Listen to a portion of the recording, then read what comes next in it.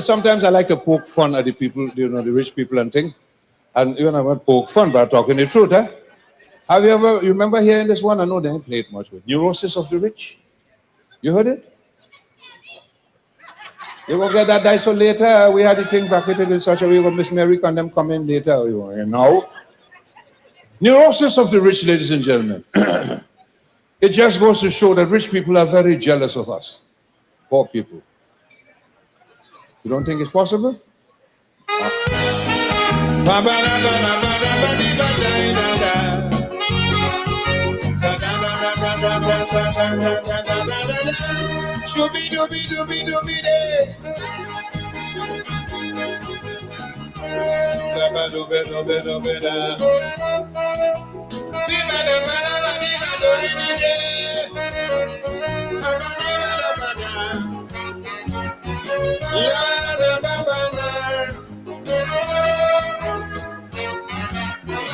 Yes, and contrary to yesterday, when wealth was a social law, the official concern today revolves around the core.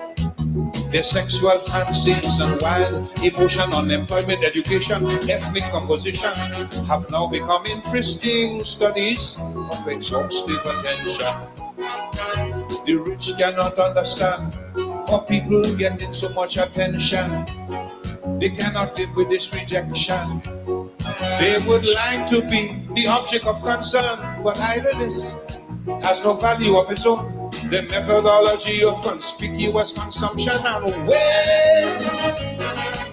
The display of diamonds and ruby is now commonplace. For the theory today is that wealth in its sphere is a source of destruction, frustration, and fear. For the wealthy, life is built on despair. Say it again. For the wealthy, life is built on despair. Bada bada bada da ba do da da. Sugar da ba do da. Bada da da da da da da da da da da. Do be da. Sugar do be da da. Ay ay ay.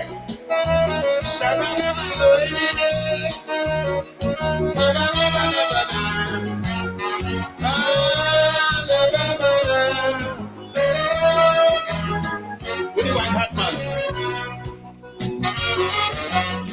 Once upon a time, people only had to know that you had more than just a dime for them to make you a big hero. But now that present scholars and great professors, academic educators, religious advisors occupy all the time working on some Save the Poor project, the rich get very upset at the attention poor people get. They see themselves as sad victims of neglect. Yes, they have so much, but to find companionship, every month they have to take a pleasure trip to gamble away loads of money on roulette and dice. Coasting and toasting and boasting to be recognized. Knowing deep down inside they are faced with extinction, for wealth in itself ain't no sort of distinction. They exist in a state of disillusion. Say it again. Yes, they exist in a state of disillusion. Bada bada bada da ba da da. Sugar da ba da da.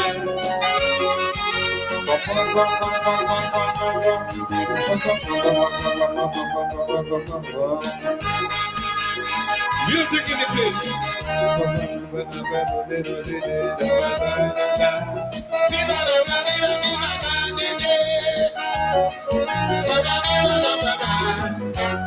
I tell it again.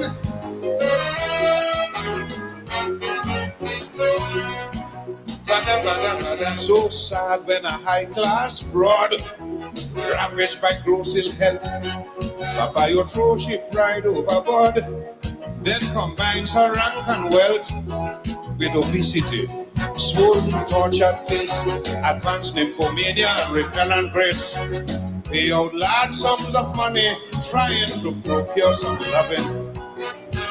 But true love, I must insist, cannot be captured like this. No, it just cannot be purchased.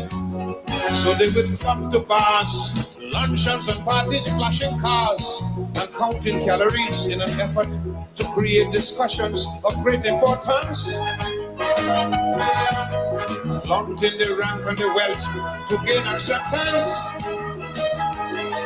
But that feeling of guilt from deliberate mistakes, night after night, keeps them ever awake. Money heartaches is too much for them to take. Say it again. Money heartaches is too much for them to take. Money heartaches is too much for them to take. Money heartaches.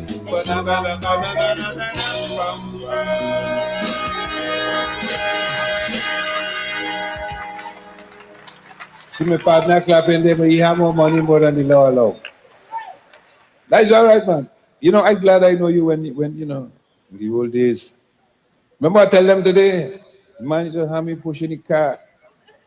Get a car, we used to call it the wrong tongue car. I couldn't go no further than Piccadilly Street. Wrong tongue car.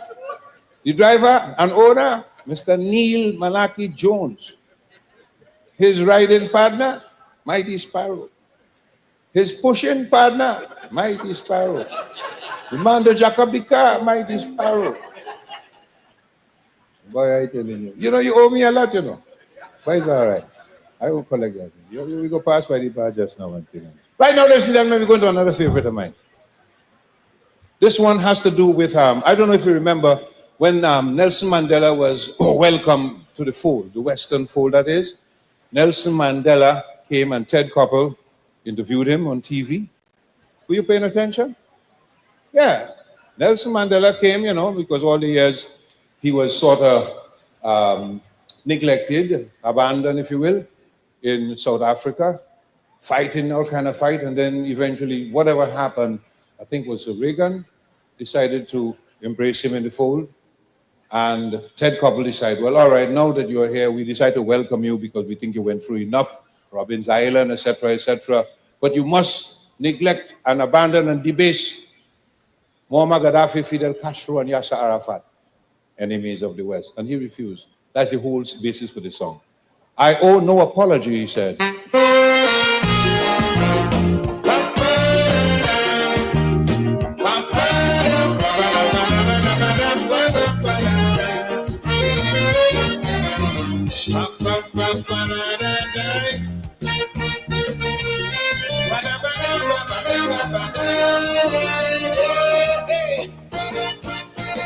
Interviewing Nelson Mandela on a TV show. Ted Koppel was the interviewer. I want you to know he wanted Mandela to condemn Muammar Gaddafi, Fidel Castro, Yasser Arafat, right there on TV. Mandela said, these people helped me when apartheid was on the rise. I dealt with them out of necessity, so I will not apologize. You hear? Though it grieves me to see the people suffering, but chains of bondage have been placed on my head to impede my progress.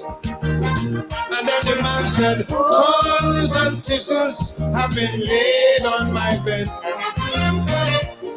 to curtail my rest. I've been tortured and suffered immensely. They isolate me, incarcerate me.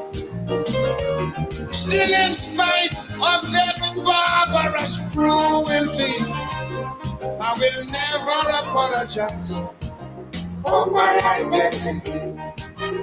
Tell them.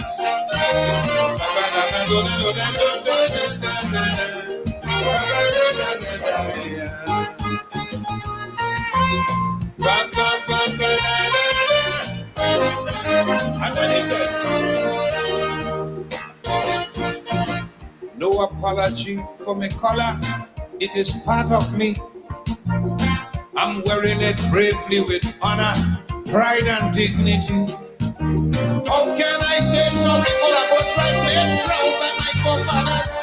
A skin that blends with the darkness of night, yet distinguishes me from others.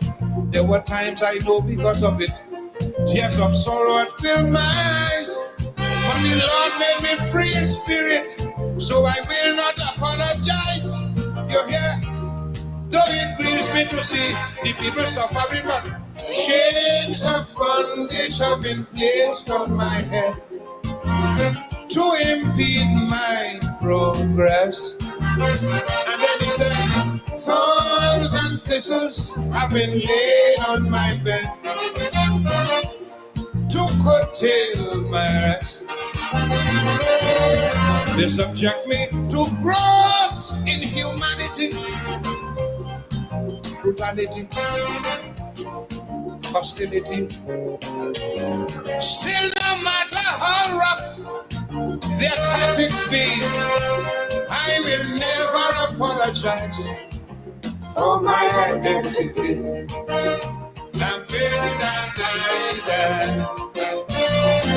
Tell them,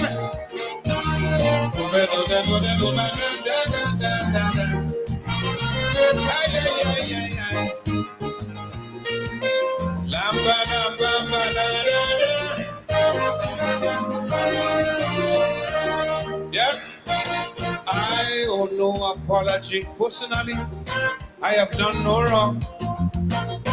What I have endured physically have made me more strong. How can I be ashamed of a mind that refuses to be twisted? A heart as warm as the morning sunshine, a character so gifted with these trials and tribulations. I am fulfilling destiny in my quest for emancipation. I owe no apology. You hear? Though it grieves me to see the people suffering, but chains of bondage have been placed on my head to impede my progress. And then the man said, thorns and thistles have been laid on my bed to curtail my rest. I've had my share of pain and misery. It was ghastly, downright nasty. But I surrendered, now I'm shouting victory, cause I'll never apologize for my identity.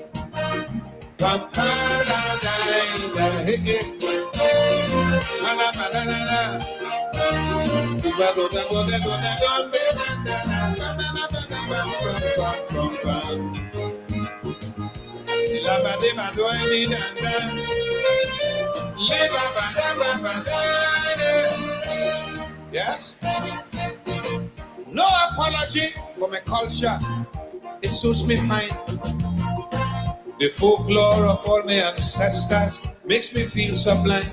I am not repentant of a music that expresses how I feel. These sweet melodies come from deep in the soul, enriching all my ideals. He said the rhythm does give me courage, and the lyrics does make me wise. So in spite of all the advantage, I will not apologize. You hear? Though it grieves me to see the people suffering, but chains of bondage have been placed on my head to impede my progress. Thorns and thistles have been laid on my bed to curtail my rest. Their exercises were in futility. That's when they gave me their psychotherapy. But they surrendered and I'm still shouting victory, cause I'll never apologize for my identity.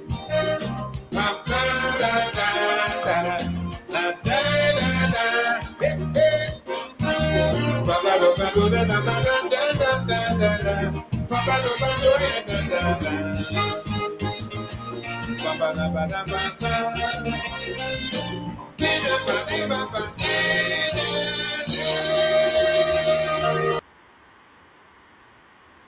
will never apologize for my identity. Never apologize for your identity. You didn't ask to be identified the way you're identified. Never apologize for your identity. If the mighty sparrow turns 90 this year, 90 years old, if he were in Guyana, he would be deemed a racist for saying, I will never apologize for my identity. Thorns and thistles have been placed on my head, but I will never apologize for my identity. Good evening to you all on a Friday evening. It's good to be with you. It's good to be on, to talk, to mobilize, to reflect, to learn, and to teach. Good evening to all of you, wherever you're joining us from, whether you're joining us from outside of Guyana or you're joining us from in Guyana. It's good to be alive. It's good to be ready for the struggle, and never apologize for your identity. Whether you're indigenous, Portuguese, Chinese, East Indian, African, European, mixed, although mixed is not a race, never apologize for your identity. The PPP has done a good job of making identity a crime. Not for them. I heard Jack Dio yesterday saying, our traditional base, East Indians. Yes, he said, our traditional base, East Indians, are going to vote for us. If anyone on this side were to say, our traditional base, Africans, will vote for us, it would be headline in the state media.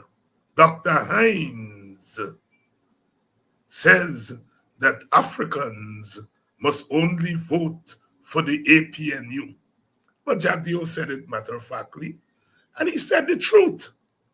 The traditional base of the PPP is East Indians. And the vast majority of East Indians are going to vote for the PPP. And there's no crime in that. There's no crime. East Indians are not racist because they vote for one party. What they've done is that they have aligned their interests with one party. And Africans should be free to do the same thing.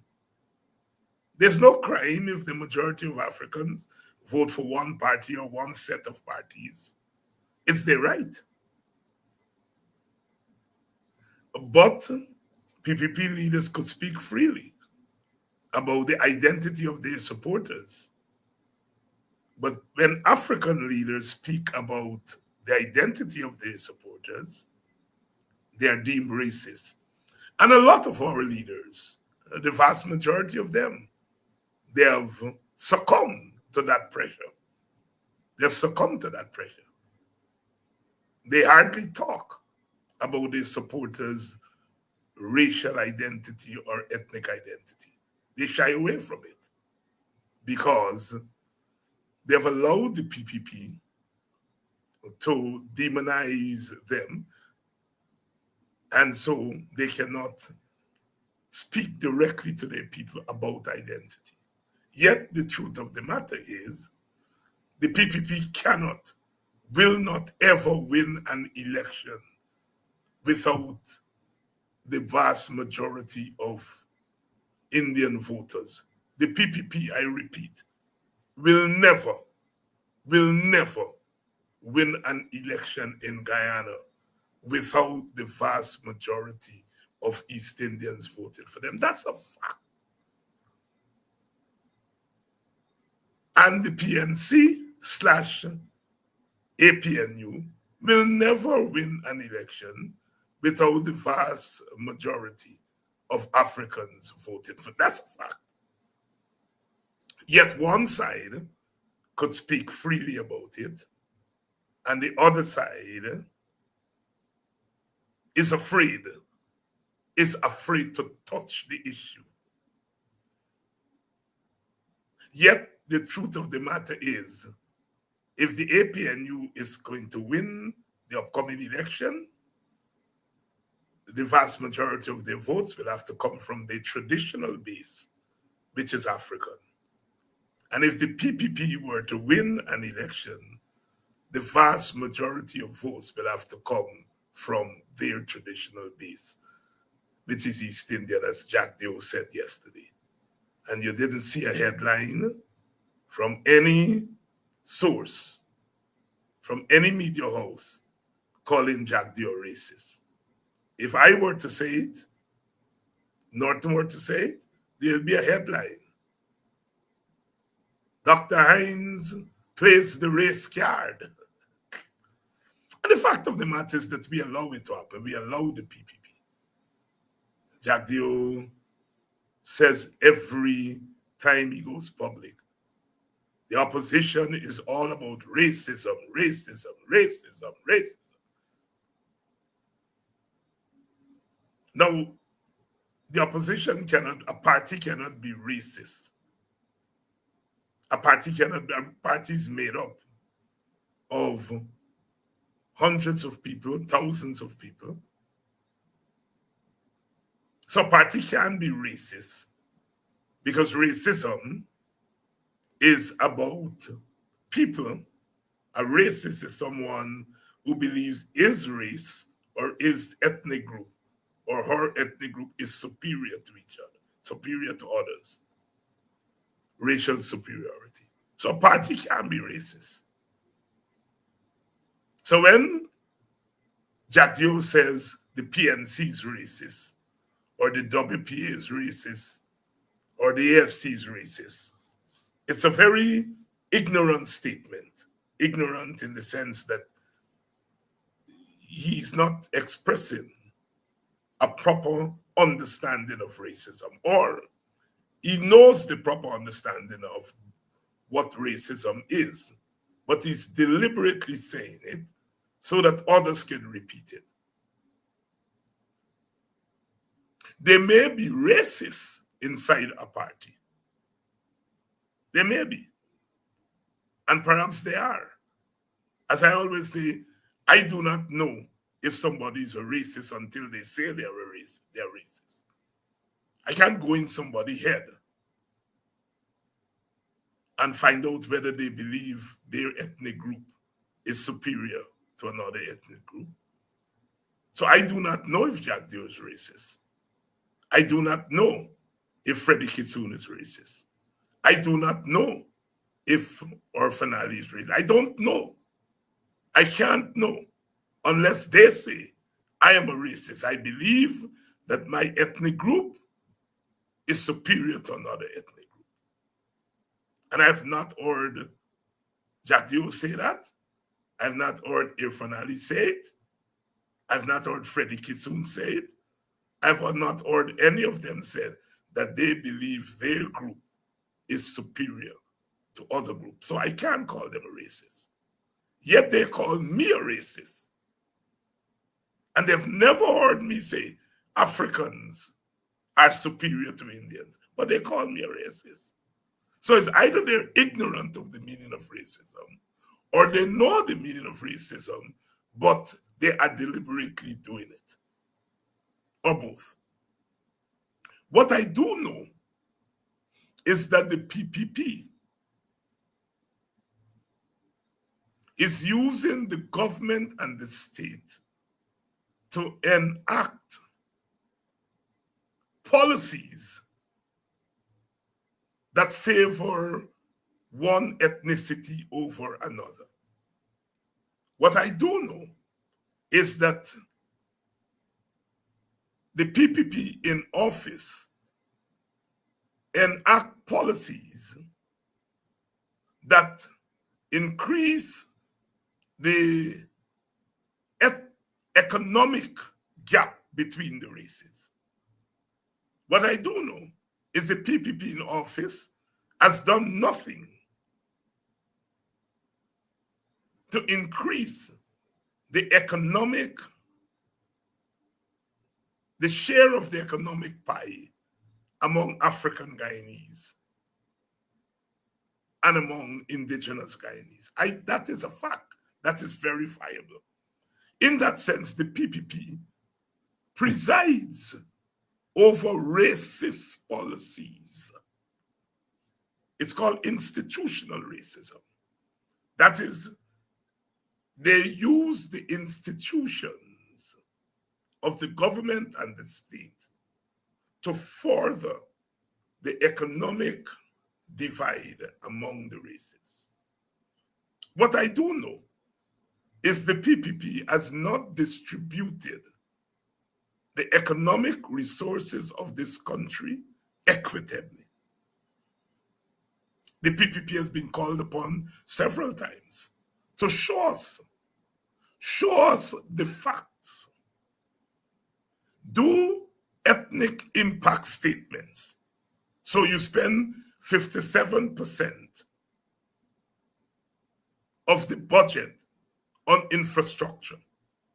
Show us how that large amount of money, 57%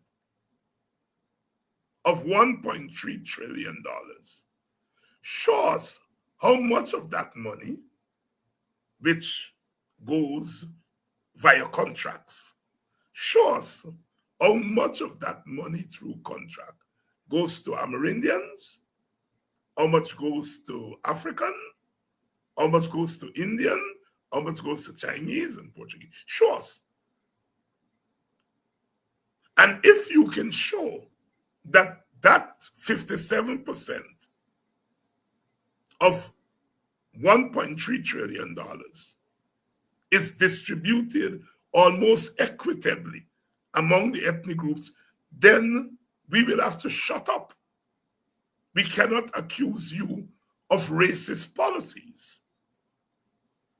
And the PPP is yet to provide that information. The opposition has done its independent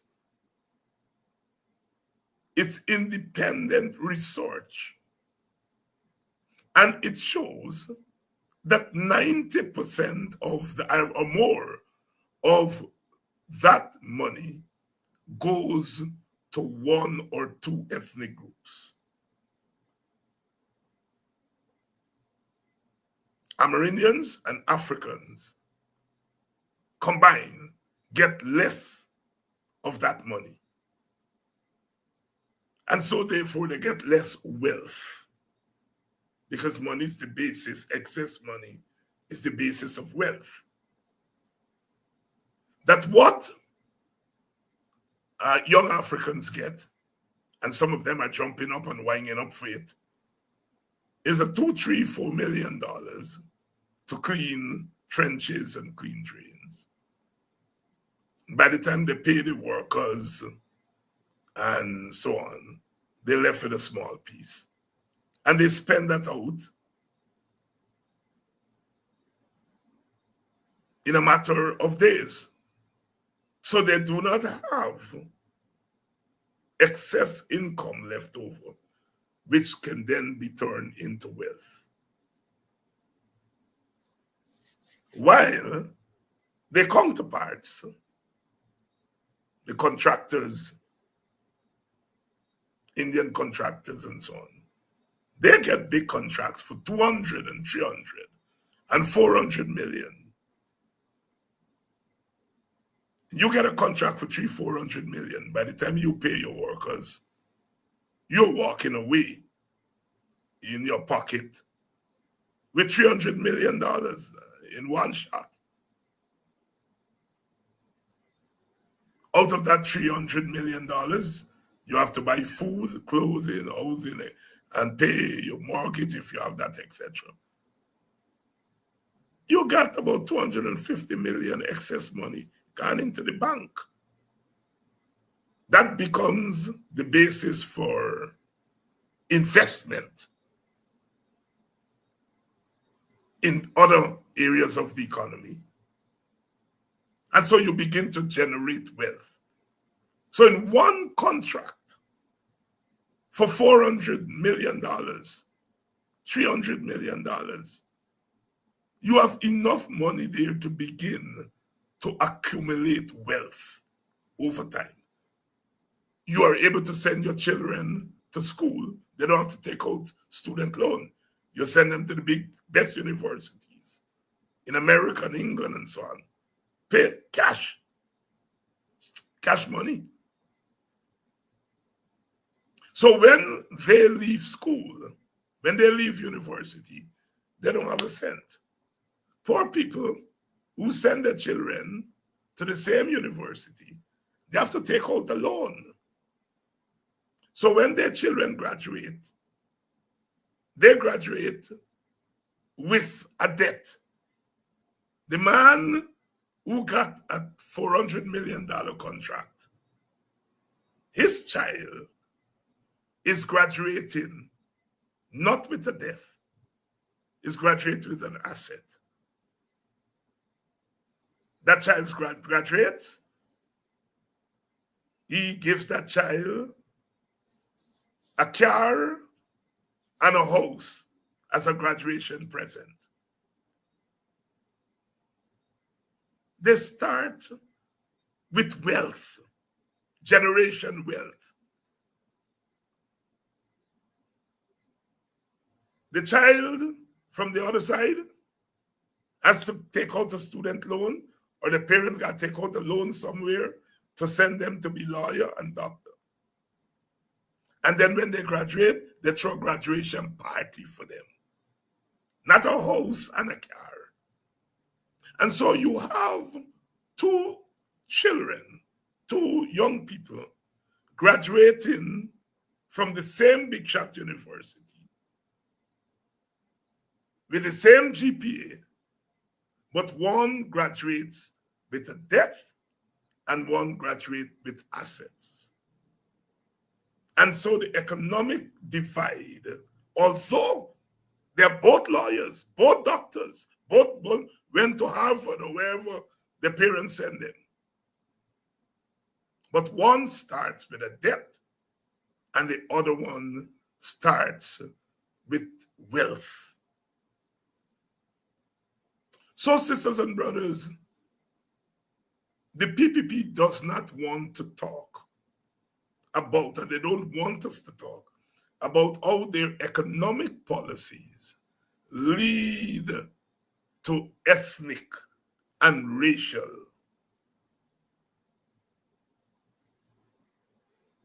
discrimination in the society. Because it is discrimination. It is discrimination. And in that sense, they are overseeing racist policies. Whether they're racist or not, I don't know. And I am not losing sleep over that.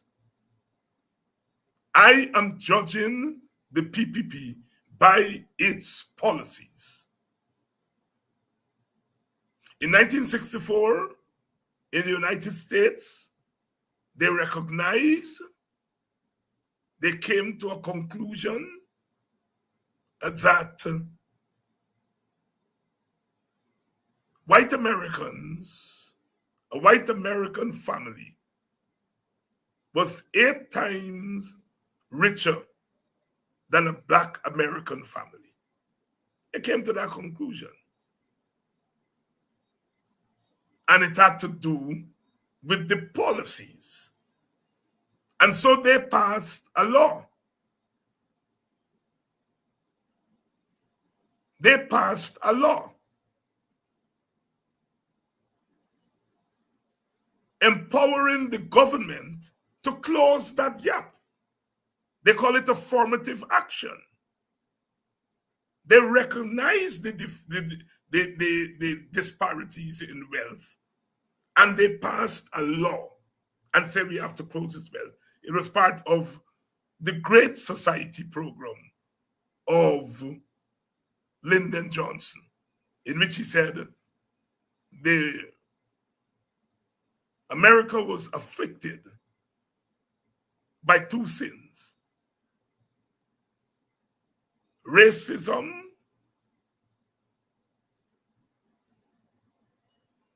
and economic disparity. And they sought to close the gap. Dr. King, of course, said there was a third one, which was militarism.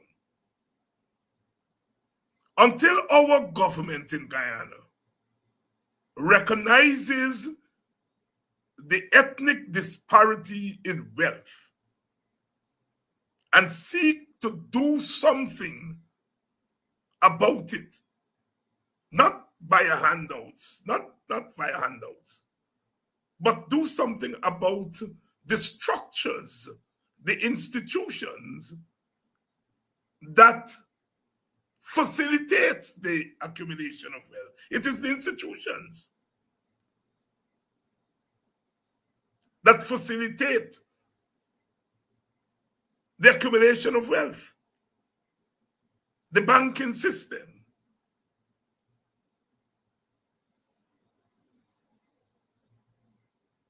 the tendering system, the procurement system. You have to democratize those systems to allow the various groups in society to be able to accumulate wealth equitably. Equality of opportunity. Not equality of outcome. You can't get equality of outcome without equality of opportunity. There has to be equal opportunity. And then there's a third equality that we often miss, and that is equality of condition. Because it is your condition that will determine whether you have the opportunity. What do I mean by that? If you have 57% of $1.3 trillion in contracts, and the people with the equipment, the people with the capital who are able to tender for contracts, and then you have people without capital, without the necessary equipment, so the conditions are not equal. Those with the better conditions will get more opportunities. If you don't have the equipment, you don't have the capital to be able to vie for big contracts, then you are not going to get the opportunities because your condition doesn't allow you to get the opportunities. And then if there's no equality of opportunities, there's no equality of outcome. So the outcome is that one or two ethnic groups, at the end of the process, they would have wealth because their condition allow them to get more opportunities. And so more opportunities mean more outcome. There's no equality of opportunity because there's no equality of condition. And there's no equality of outcome because there's no equality of opportunity. So one can say there are opportunities. Why do African people don't take advantage of the opportunities? Well, there may be opportunities to go study law in Trinidad, but you can't get money. You can't get big money to pay to go to Trinidad. And if your parents don't have the money to send you to Trinidad, the opportunities are there, but they can't take advantage of it. And those who have wealth can send their children to Trinidad to go study law. They take the opportunities. So you can say, oh, there are opportunities out there, Why people don't take advantage of them? Well, they have to be in a position to take advantage of the opportunities. And the PPP has not done so. They talk about these gold scholarships. And so they give people, we know what the problem with the gold scholarships. The people go, they get a degree or two, but the degree does not equip them with the necessary skills that is going to increase their earning power. At the end of the day, if you get a degree under questionable circumstances, like the gold degrees, and someone comes with a degree from Harvard University, Howard University, Oxford University, and you go for a job with a person who get their engineering degree from MIT, and the person who get an engineering degree through one of these gold things, and you go for a job, the person with the degree from MIT is going to get the opportunity over you. And if they employ both of you, the person with the MIT degree is going to earn more. So the gold scholarship thing is a farce. If the gold scholarship was taking our young people to Harvard and Howard and MIT and Stanford, and they come back, yes. So rather than doing that, any sensible person who knows anything about education would beef up UG, turn UG into Research 1 or a Research 2 university, and then give our people the opportunities to go to UG and graduate from UG, with UG being up there as a Research 1 or Research 2 university, rather than send them to these online things. And those of us who teach online know the limitations of online education in certain areas. In some areas, the online thing works. In other areas, it doesn't work. And so if one is talking about improving the skills of our people so that they can compete, and so that at the end, they can earn incomes that allow excess income that they can turn it into wealth. And so that has to be corrected. And the APNU, which is projecting itself, we are projecting ourselves as an alternative to the PPP. We have to say to the groups that are lagging behind economically, what is our program to bridge the gap between those who have excess wealth and those who have little or no wealth? How are we going to bridge that gap? It is just not a problem of the poor and the rich. Yes, we have a problem of the poor and rich. Social class. We have to bridge the gap between the social classes. But we also have to bridge the gap between the races. So we have a double problem and challenge. And often, race and class are intertwined. You have an Amerindian woman. She's poor because she's a woman. So women don't work for as much as men. Then our ethnicity is the poorest ethnicity in Guyana. Amerindians are the poorest.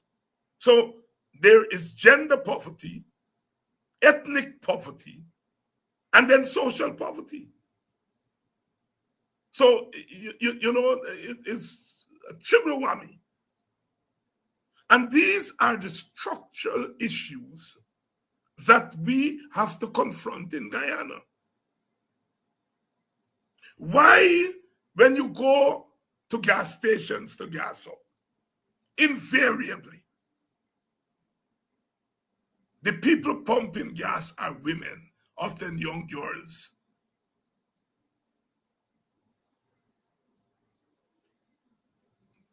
We have a gas station here in Buxton. In years, I've not seen a male pumping gas. Females, one and two gas stations, I notice, get one boys. But women.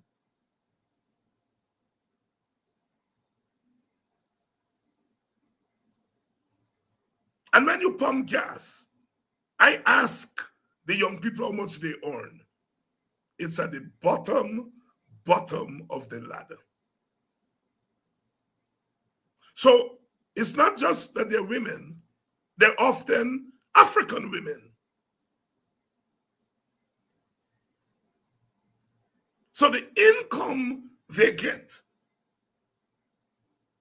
is at the very, very bottom because they're women, because they're African. I hardly see East Indian women or Portuguese women or Chinese women pumping gas. If I'm not telling the truth, well, you all inform me. I imagine if there are gas stations in the interior, it would be indigenous women who are pumping gas. I don't know. But I can tell you on the coast, for the most part, it's young women and they're young African women. The same thing in the security sector. Low wages and the vast majority of security guards are women who are of African descent. Very low wages. And so, sisters and brothers, we cannot be afraid to talk about identity politics. The PPP is not afraid to talk about it. The PPP is conscious about it. The PPP may be doing a little of it in their community because the vast majority of East Indians are still poor.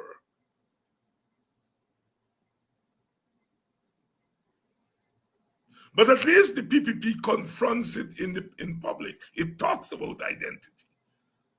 We in African parties do not talk about identity.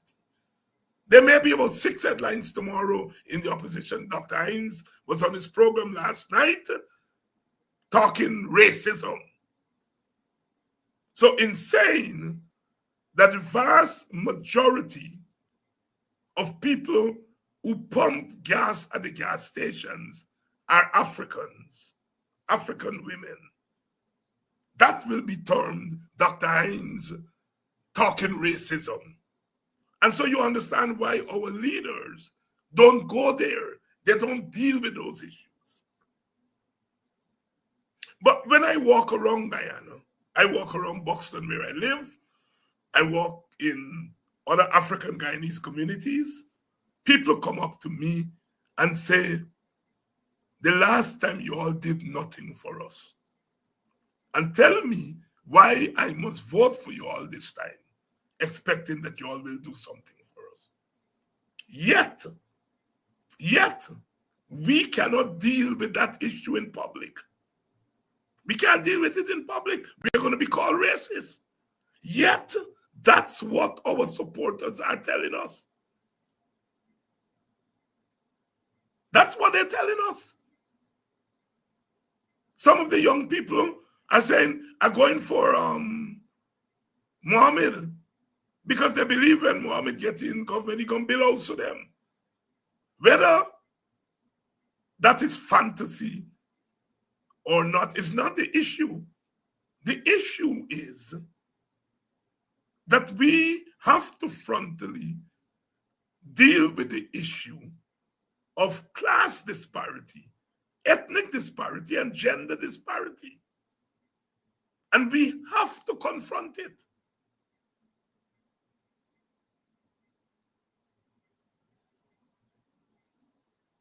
That is why poverty has to be wiped off the face of Guyana. And you can't wipe poverty just have Black people face, or just have Indian people face, or just have Amerindian people face. We have to wipe poverty off the faces of all ethnic groups. All ethnic groups. Although there is more money circulating in the Indian community, it is circulating mostly among the Indian elite, the Indian economic elite. There's the old Indian economic elite and there's the new Indian economic elite. And the money is circulating among that elite. But given the way in which our country is organized, some of that wealth at the top will trickle down. And it will trickle down in the ethnic communities that the wealth is located. So there's not very much wealth among the African elites. In the African community, we have what are called social elites or education elites, lawyers, doctors, etc. We have plenty of that in the African communities, teachers, and so on. So we have elites, but our elites are more in the so-called professions, the lawyers, the doctors, the teachers, and so on. In the Portuguese community and the African, they have lawyers and doctors, but they also have wealthy people, economic elites. If you're in the African community and you look up and you look around, you see lots of teachers. You see lots of nurses. And so, insofar as you project what you want to be, people often want to be what they say. Policemen and women, nurses, teachers. So often our people want to be teachers. And that is why in those professions, you see more Africans than other groups. Because when people are projecting what you want to be, you are looking at the people around you in your community. If you are in the Indian community or the Portuguese community, you look up, you see teachers, a few. You see some nurses, a few. But you see a lot of business people, wealthy people. And so when you go to university, you're more likely to want to study business administration.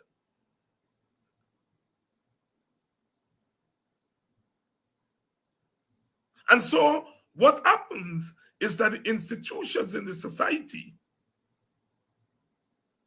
these institutions reproduce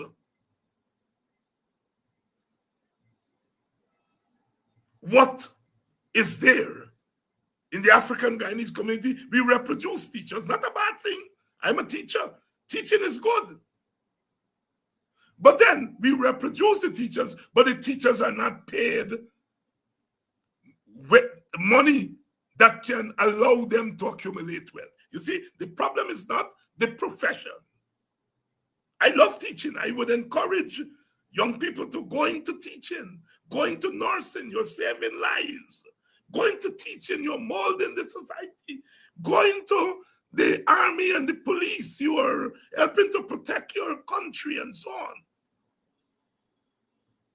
But are those professions allowing the kind of wages and salary that will allow you to live and then take the excess and turn it into wealth? And the answer is a big no. Big no. You're a public servant, you're a teacher, you're a nurse, you're a doctor, you earn little money, you don't earn a living wage. But more importantly, when it comes to taxes, you can't dodge taxes. You're automatically taxed because you're working for the tax man. You're working for the government, and the government is the tax man. So you have to pay taxes. People who are in the private sector, they can dodge taxes. They're earning more because they are in a sector in the economy in which you can generate wealth quicker. And then you can dodge taxes. So you are able to generate more wealth at a faster rate.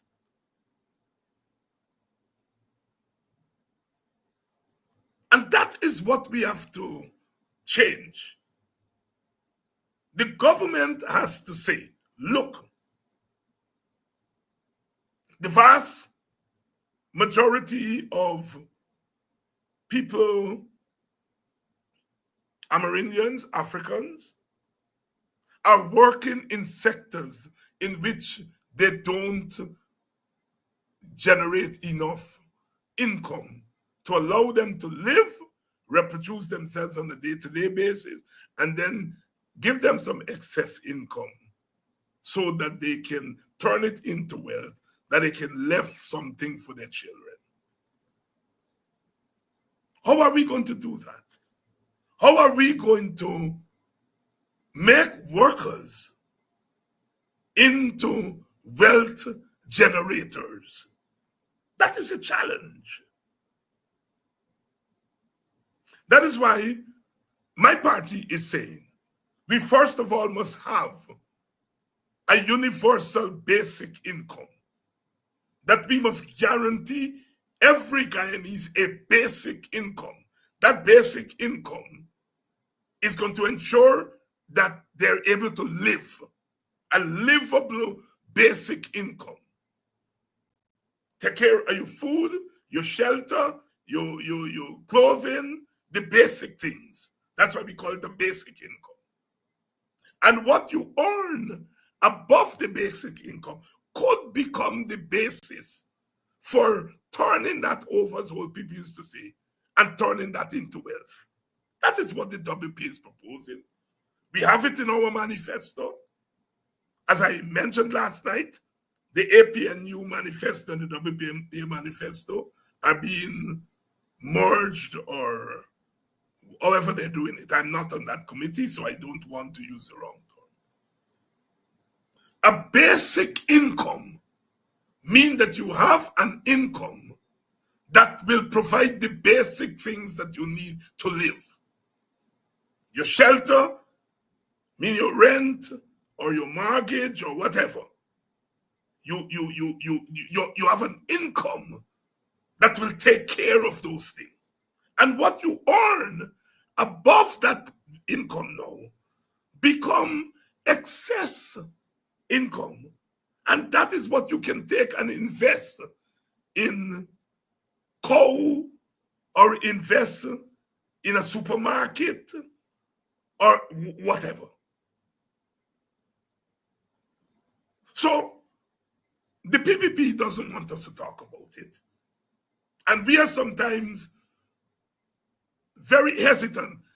The first thing, the APNU on their platform said, look, we are going to do so and so to raise the income of mostly poor people. And the first thing they ask, how are you going to pay for it? How the hell are you paying for all them bridge and road that you get all over the place? Did anyone ask the PPP how they're going to pay for the bridge? And how they're paying for it. You pay for it by the wealth that is coming in, the money that is coming in, mostly from oil, because they have done a mess with agriculture. So we're not generating a lot from agriculture. They have killed bauxite. So we are depending mostly on oil. But given the price of oil on the world market, we are guaranteed income. And we can borrow based on projected income, not excess borrowing. We can take some of that oil money and invest it so that it can yield more money. But we have enough money coming in to at least give our working people a basic livable income. And that is what the APNU is saying. We are going to give a basic guarantee our people, all our people, Africans, Indians, Portuguese, Chinese, all our people, a basic income that will take care of the basic things they need in life. And the first thing they ask, how are we paying for it? Well, how are you paying for all them money that you're spending, 57% of $1.3 million? How are you paying for it? And where is that money going? It's going into the pockets of the rich. It is not going into the pockets of the poor, so that the poor can lift itself out of poverty. So do not be fooled, comrades. Do not be fooled. We have to wipe poverty off the face of Guyana. When you go in the market and they say the cost of living is high, at a basic level, what it means is that when I go in the market and I look at the price of food, I don't have enough money to afford the prices that they're calling for the food. For some of us, the prices in the market high, but we earn enough and we can buy and don't be in debt. But if you are working for a teacher's salary and you go in the market, clearly you're working for nurse salary, you're working for laborer salary. Clearly, when you go in the market, your earnings does not allow you to buy the food. So it's either the prices of food got come down or your earnings got go up. It's only two ways. And since we know enough that it is easier to raise the income of workers than to bring down prices, we know that once prices go up, they stay up. They don't come down. Unless the government puts a regulation, price regulation and so on. And to do that, they say it's going against the free market. So governments today are loath to regulate prices. Government could say they give incentive to business people with the hope that the business people going to use the incentive to bring down prices. That don't happen. You have no control over that. What the government has control over is first and foremost the income that it pays its workers. And for those who are not working for the government can implement what, as we say, a basic income that has to be paid to workers. So when the PPPs are, how we going to pay? They're trying to tell us we must not deal with poverty. Poverty is an institutional problem. You give $100,000 one-off to people. You look around this society. Most poor people are in debt. You give them $100,000, most of them wipe off the little debt that they get, or big debt that they get, wipe off some of it. Or a lot of people seem to take the $100,000, buy a big thing, I buy a motorbike to move me around, and then I don't have to pay passage no more. A lot of them take it to buy basic things. So instead of giving $100 freck, why not give a basic income so that every month people know they have income that can cover their expenses, rather than $100,000 every now and again. And that is the difference between the policies of the WPA/APNU and the policies of the PPP. The PPP is believing that when it gives $100,000 to people, and that $100,000 was really a bribe, because the PPP wanted the data that would come. So when Guyanese go, they collect the $100,000, you have to register. So they have the data. They know how many people actually are in Port Morant, how many people there is votes. They use the $100,000 to create their own database that tells them where people are, where they are losing, where their supporters are less than the supporters of the opposition. They weren't interested in money. The money was incidental. It is the data. So they now have two databases. They have the census, which they're not releasing, and then they have the data they collect from the $100,000.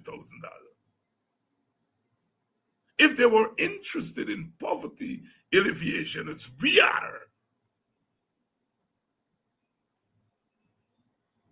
you see, they try to scare you.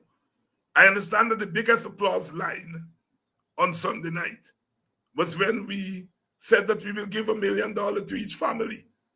Right away, the PPP said, Dr. Hines said, we'll give $1 million to each individual.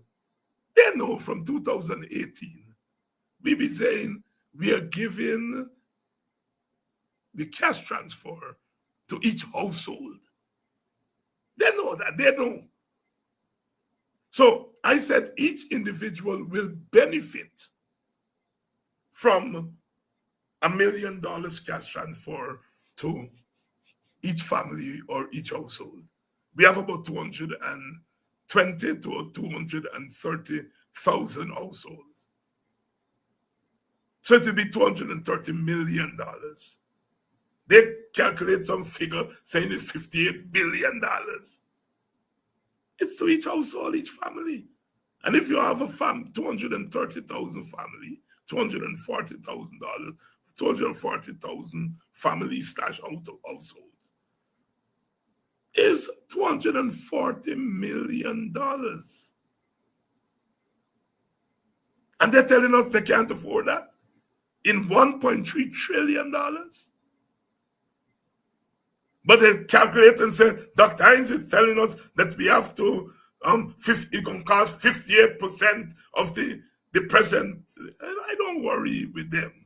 But the fact of the matter, some of our people listen to more of the PPP propaganda than they go and listen to what we are saying. It will cost us $1 million, 230,000 households, 240, 250,000 households. It's 250, but not 250 million. It's 250,000 households. So you multiply 250,000 by $1 million, and it comes up not to 230 million. It comes up to, 2 or 3 times that. But it's millions of dollars, not billion, as they're saying. Not billions. And we can afford it. If we do as we say, take 10% of the oil earnings, it may come up to slightly less than $1 million. It may come up to more than $1 million. But we're talking about families. You see, when you say individuals over 18, as we pointed out, you got some of our young people, 15, 16, 17 years old. They have families, 2 and 3 children, they were left out of the 100,000. But when we say households, when we say households, then we are including them. So if you take 230,000 families and you multiply that by $1 million, it probably will go into the billions, may probably go to a couple $1 billion. But you're talking about a budget of 1.3 trillion. There's a small percentage of the budget. Small percentage of the budget. And yet, they're making noise because they know that it's a very popular proposal. Very popular proposal. But they're trying to scare you and trying to say, oh, no, don't worry them. When we came out with the cash transfer, every single political party in this country said it can't work. Every single. The PPP said it can't work. We are crazy. Clive Thomas is crazy. And then they took it, bastardized it, and used it. That is what we are dealing with in this country. Sisters and brothers, we have to be serious. As I said, the PPP has made it clear that its traditional base, I'm quoting Jack Deal, our traditional base Indian Guyanese are by and large going to vote for us. That's what Jack Deal said yesterday. And I am saying our traditional base, largely African Guyanese, will have to ask themselves the question, do you want to go and vote for a party that is not representative of your group, yet you're saying you want your group to be empowered? That is the question. Indian Guyanese are not fully empowered by the PPP. They're not. We know that. A lot of the money that the PPP is pumping into those communities is going to the elites. But those elites are providing services in the Indian community. Yesterday, I wanted to buy a battery for the alarm for my car. A little battery. I think it costs $1,000. I asked them, boys in Buxton, is there any place in Buxton that's selling these batteries? They said, no, Dr. Hines, you gotta go to Strathspey. I had to go to Strathspey. My point is that the person who's living in Strathspey needs that service. He or she gets that service in their community. So many things I ask in the village. Is this, no, you got to go to Annandale. No, you got to go this way. No, you got to go that way. The PPP has no interest in ensuring that a Buxton, a Pleasance, a BV becomes a thriving village economy. You go to some villages, they have thriving markets. They have a bank. They have everybody driving a car now. They have things that sell car parts. They have this, they have that. So those communities are microeconomies on their own. You come to our community, you can get food to buy, a lot of food, as I said here.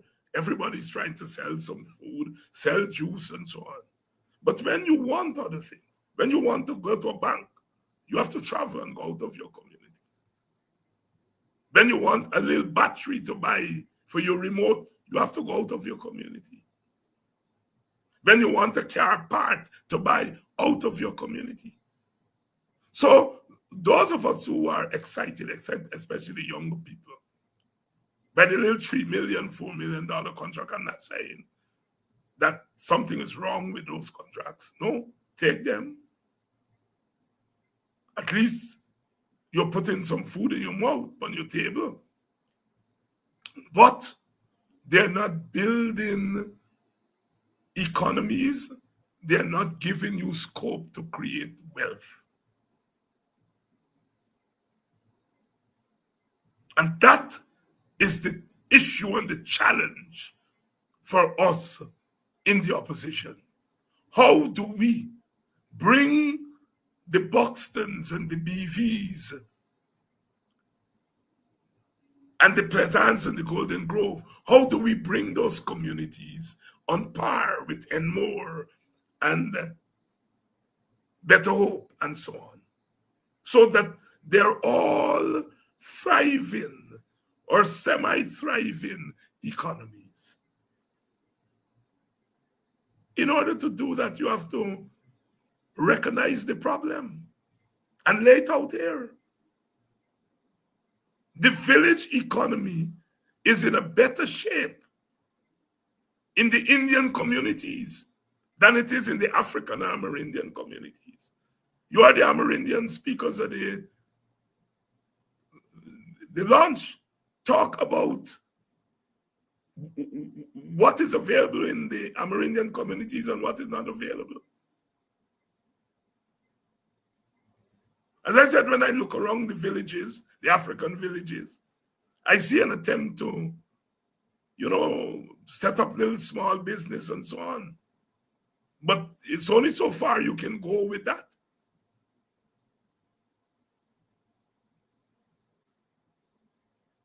There's no market. There's no big market in Buxton. No, there's not. And the PPP is not interested. You see, if you have a market, your money is circulating in your community. You don't have a market, you're spending your money outside of your community. So the money goes out of your community. It doesn't circulate in your community. The money, as you know, circulate 1 time, 2 times, 3 times, so on and so forth. And that is what we have to look at, the big picture. Some of our young people are being carried away because, if you get a $2 million contract and you end up with $800,000, $700,000 in your pocket, that's more than you would normally get. And that is good, but that is not going to pull you out of poverty. It's not going to pull you out of poverty. When you get a $4 million contract and another man get a $400 million contract, his $400 million contract is going to pull him and his family. He's able to pay his workers a little bit more than you are able to pay your workers to clean. And his contract is not to clean trench. His contract is going to employ skilled workers. So the people who are going to work for him will be encouraged to up their skill level. They're going to earn more. You don't need any particular skill to clean trench. And it's almost a shame to see our people. Somebody got to clean the trench, I understand that. But you can mechanize cleaning trench. To get our people going into them stink water and cleaning trench and say you're empowering them, that has to stop. That has to stop. It's demeaning to an ethnic group.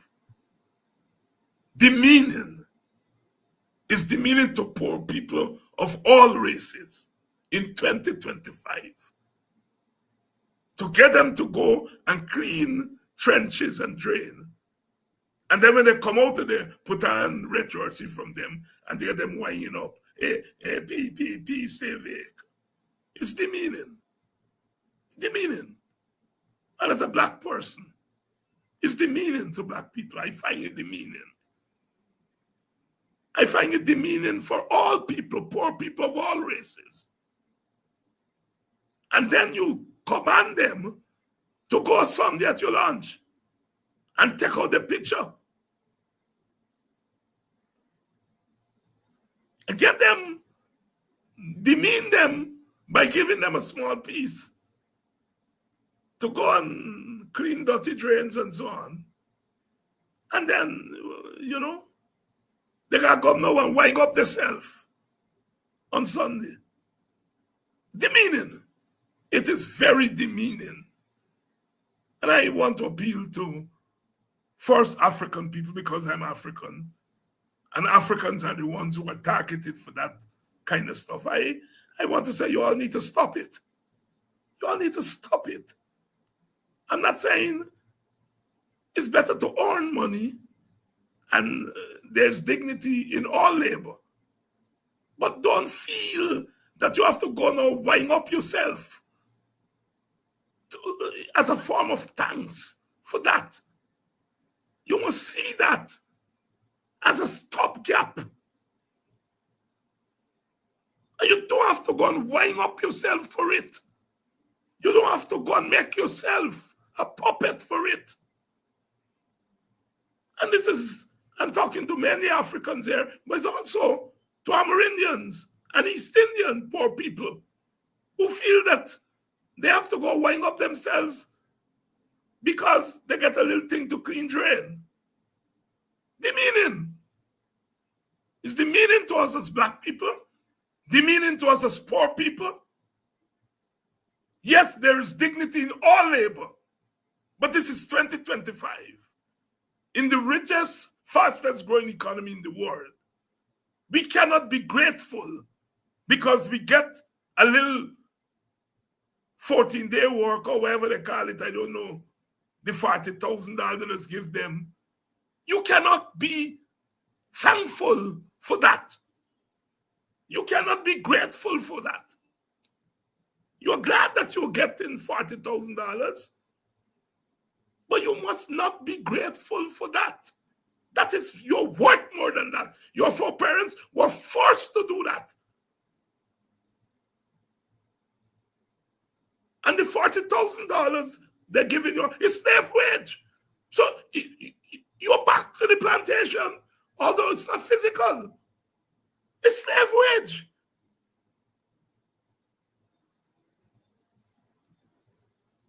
And you cannot be grateful for it. You should take that money, say, I'm going to place my vote to get rid of this government. We have to take you out of cleaning trenches and cleaning stink drainers. We in the APN, you have to do that, and we have to say, as I'm saying now, we are committed to doing that. It's undignified. If you're going to clean, the trenches have to be clean. The drainers have to be cleaned. But there are no equipment that can do that. You can operate those equipment and clean the drainers. You don't have to go and put yourself in stink water and think for a penny and feel nice about it. Go and wind up and say thanks, master, for it. Undignified. And we on this side have to be very bold in saying that we will take our people out of the stink drainers, out of the stink trenches. In the first place, we should not be stinking up our drainers and trenches. If this government had any environmental program, environmental policy, our drainers and trenches would not be so stink. That is the first thing. So we have to get rid of stink drainers and stink trenches. And insofar as they're stinking, get our people out of it. We have to be bold in saying those things. So here are some challenges. I said last night, are we going to vote our sentiments Or are we going to vote our big objective? Our big objective, get rid of the PPP, put in place a government that is going to take away torture, take away poverty from among our people. That's our objective. And if that's our objective, then our vote has to push that objective. You can't tell me, how are going to give me vote to Mohammed? I know he ain't going to win. What kind of foolishness is that? You want to get rid of the PPP. You know Mohammed can't get rid of the PPP, but you go in and give your vote for Mohammed. Contradiction. Contradiction. If the objective is to remove the PPP, replace it with a government that's going to take out the sting drainer, that's going to up your skill level so that you can earn more. A government that's going to provide a basic living wage, a universal basic income. If that's your objective, then your vote must match your objective. Your vote can go not, and your objective the south. Wow. We get 8 too. We get 8 too. Yes, there's one side of your head and the next side, merge it together. You cannot punish yourself for the mistake of leaders. You may like a leader. A leader on the opposition side. I like some leaders on the opposition side. I do.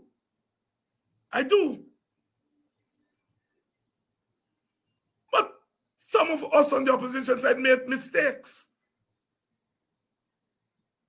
And we fragment by our choices. All of us have to fragment the opposition. Now, you are faced with a fragmented opposition. Are you going to torture yourself for the next 5 years? Because our leaders couldn't get it together?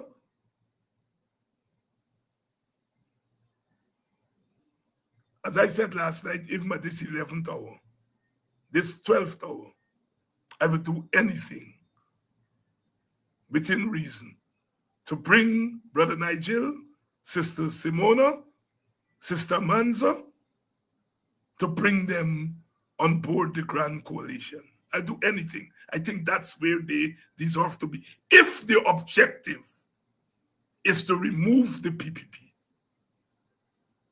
and to replace it with a government that is humane, if that's not your objective, then the fragmented opposition makes sense. Because a fragmented opposition gives the PPP a better chance of returning to power. If your objective is for the PPP to return to power either as a majority government or a minority government, maybe a fragmented opposition is a thing. But if you are saying you want to remove the PPP from office and to replace it with a humane government, a fragmented opposition is not the best option. And insofar as we have a fragmented opposition, our voters should not punish themselves because our leaders couldn't get it together. There are challenges in any coalition. There are challenges in any coalition. Are there challenges in the APNU coalition right now? Yes, there are challenges. But we have to work those challenges through because we keep our eyes on the big prize. And the big prize is to remove. Look, if I could help my people in opposition, I wouldn't worry to go into government. I want to help my people.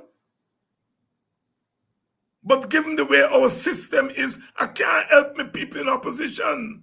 When they come to me, they're coming to me to, can I guarantee, facilitate, steer them to where they can get a job?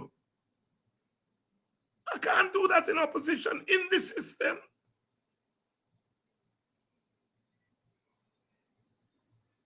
In in Jamaica and some of these places, the opposition parliamentarians, they get subvention from government that they can use in communities, so they can help their supporters a little way, even if they're in opposition. Can they get subvention from government? Not in Guyana. Now, my overall objective, the Working People's Alliance overall objective, is a government of national unity. If we had a system of winner does not take all, then at the end of the election, the PPP will be in government, the APNU will be in government, the AFC will be in government, Amanza would be in government. If we had a different system, but we have a winner takes all system.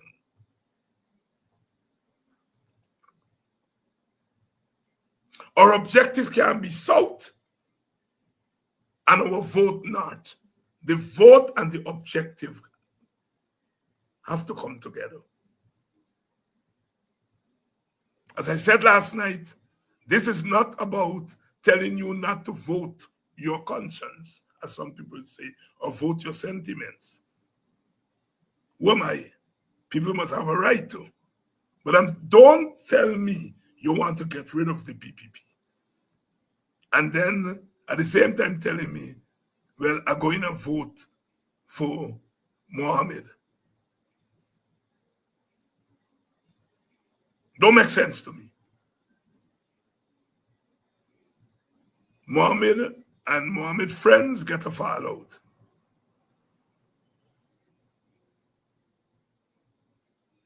And you telling me you're going to give your vote to one of the warring factions. Something cuckoo.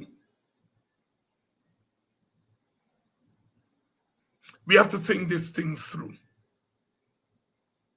One Barabbas, as a lady tell me, where meet this lady? I met her, I think, at Vincent Burnham Foundation's brunch. One Barabbas betrayed Christ, she said. You go look for a second Barabbas? That's what a lady tell me.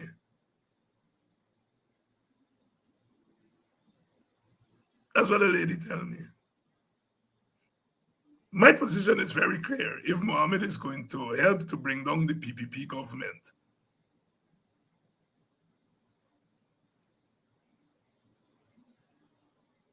then they do that. They demonstrate that. But if he's going to help to weaken our chances of bringing down the PPP government, then we have to ask some questions. Mohammed ain't going to win. So if you're voting for Mohammed, you're not voting to win. You may say, well, I'm voting for Mohammed because I want to manage the PPP. Well, the best way to manage the PPP is to kick them out of office. Kick them out of office. I will have more to say on these issues in the coming days and weeks, because we got locked in this thing. We got to lock in this thing, and we have to do it in a way that bring our people along. I understand that there are doubts in the minds of some of our traditional voters. I understand. I understand.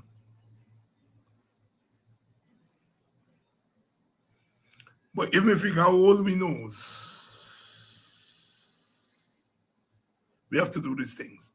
The WPA campaign fund was launched last night. Some of you have already contributed. Please contribute to our campaign. The stuff is on the screen. The Zelle, the Cash App, the MMG. I promised the people in Canada to get the information where you can make your donation, and also the people in Europe. I've been able to put that together. But those of you who can, in the United States and Guyana, please make your donation. Some of you have already donated since last night when we launched the campaign. And I thank you. I shall thank you by your first name. And on our next show, Monday is nomination day. I am not sure whether we will have a show. I will try as much as possible because nominations should be over fairly early. So once that is possible, we're going to have a show on Monday. Please contribute to the WPA campaign fund. The Zelle information is on the screen. The Cash App, MMG, etc., etc. Please donate to the WPA's campaign fund. Monday, nomination day. It's going to be covered live. I understand the APNU will be the first in. And once that wraps up early, as I suspect it would, then I will see you all on Monday night. I love you all so much. Those of you who have kept the faith for these last years, continue to stay with us. We are marching to victory. We are marching to victory. Let us be confident in ourselves.